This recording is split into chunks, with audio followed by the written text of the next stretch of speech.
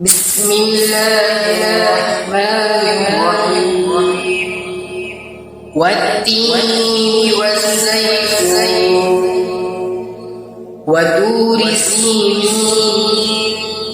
وهذا الحميم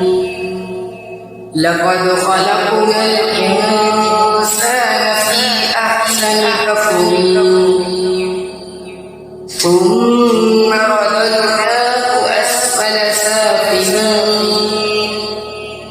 إلا الذين آمنوا وعملوا الصالحات فلهم أجر غير ممنون فما